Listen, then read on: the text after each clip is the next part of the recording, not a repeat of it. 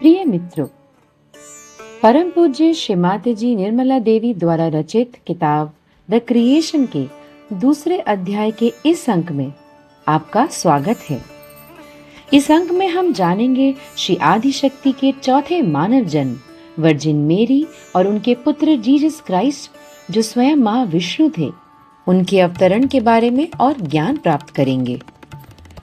आदिशक्ति का चौथा मानव जन्म वर्जिन मेरी यानी माता मरियम के रूप में हुआ, जो ईसा मसीह की माता थी। वे मध्य पूर्व के जूदिया क्षेत्र में अवतरित हुई। उस जीवन में उन्होंने विवाह नहीं किया और राधा की तरह नहीं रही, जिन्होंने अपने एकमात्र पुत्र महाविष्णु को इस पृथ्वी पर जन्म नहीं दिया। यद्यपि उन्होंने उन्हें वैकुंठ अवस्था में विराट शरीर में उत्पन्न किया था।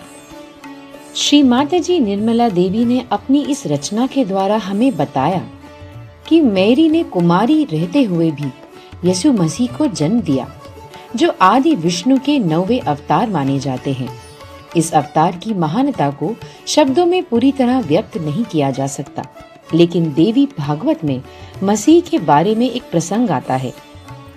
उसमें बताया गया कि वे राधा के यहाँ स्वर्ग में महाविष्णु के रूप में उत्पन्न हुए, जो विराट के एकमात्र पुत्र थे। वे और कोई नहीं बल्कि श्री गणेश ही हैं, जो शाश्वत बाल्यावस्था के प्रतीक हैं। उनका शरीर श्री कार्तिकेय के शरीर से निर्मित हुआ था, जो स्वयं ब्रह्मा थे और श्री गणेश के एकमात्र भाई थे। वे श्री कृष्ण विराट के 16वें अंश से उत्पन्न हुए, जो उनके पिता थे। महाविष्णु के रूप में वे पूरे विश्व के पालनकर्ता, सहारा देने वाले हैं। एक पिता हमेशा चाहता है कि उसका पुत्र उससे भी महान हो। इसीलिए श्री कृष्ण ने अपने पुत्र को आशीर्वाद दिया, जिससे महाविष्णु उनसे 1,00,000 गुना अधिक महान हो गए, और उन्होंने यह भी वचन दिया कि वे उन्हें अपने से भी ऊंचे स्थान पर स्थापित करेंगे। उनके भीतर ब्रह्मा, विष्णु और महेश की असीम शक्ति होगी, और अंत समय में उनके मस्तक से 11 रुद्र प्रकट होंगे। इसी अध्याय में आगे श्री माता जी ने हमें बताया कि राधा जी ने मरियम के अवतार में अपने पुत्र का नाम अपने प्रभु कृष्ण के नाम पर रखना चाहा। कृष्ण शब्द को कृषि व न से जोड़ा जाता है। कृषि का अर्थ खेती है और न का अर्थ है वह जो वहन करता है। इसीलिए क्राइस्ट नाम कृष्ण के कृषि से आया। यीशु नाम यशोदा से निकला, जो यशोदा का एक रूप है और श्री कृष्ण की पालक माता थी। राधा ने अपने पुत्र का नाम यशोदा की भक्ति और ब्रज तथा गोकुल में उनकी उपासना के कारण भी रखना चाहा।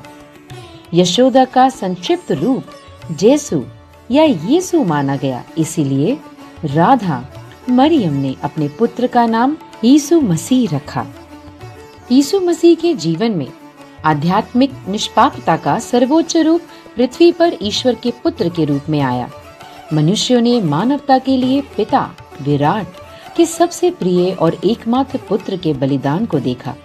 इससे मानव जाति के प्रति ईश्वर के महान प्रेम की गहरी अनुभूति हुई। मसीह का सूली पर चढ़ाया जाना उस समय हुआ जब लोग ईश्वर पिता को जानते थे, लेकिन अपने मानव स्वभाव को त्याग कर आध्यात्मिक स्व को प्रकट होने देना नहीं जानते थे। मसीह के पुनरुत्थान का यही सच्चा अर्थ है कि मनुष्य आत्मा की अमरता का प्रत्यक्ष साक्षी बन सके, जो ना तो दुख भोगती है और ना कभी नष्ट होती है।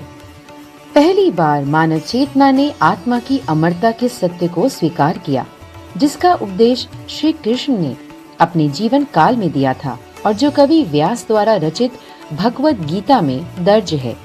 इसी अध्याय में आगे श्री माता जी लिखती हैं कि जब श्री कृष्ण का नाम लिया जाता है तो पहले राधा का नाम लेना चाहिए। इसीलिए साधक विराट के लिए राधा कृष्ण मंत्र का जप करता है।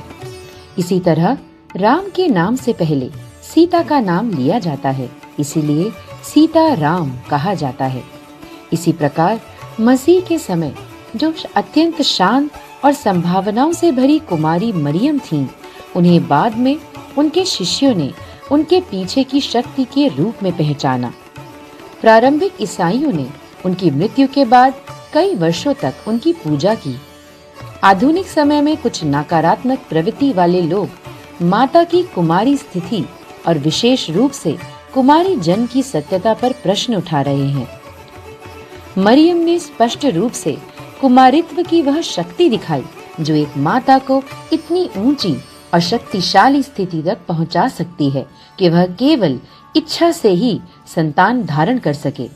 वह आध्यात्मिक विकास के उस उच्च स्तर तक पहुंच गई थी जहां अपनी दिव्य इच्छा से वे निष्कलंक गर्भ धारण कर सकी। हिंदू पुराणिक साहित्य में भी ऐसे उदाहरण हैं जहां कुंती ने मंत्र की इच्छा शक्ति से पांडवों और कर्ण को निष्कलंक रूप से जन्म दिया था। मित्रों, आज के अंक में साथ के लिए धन्यवाद। अगले अंक में हम पवित्रता की शक्ति और उससे जुड़े कुमारी जन्म की दिव्यता को समझेंगे।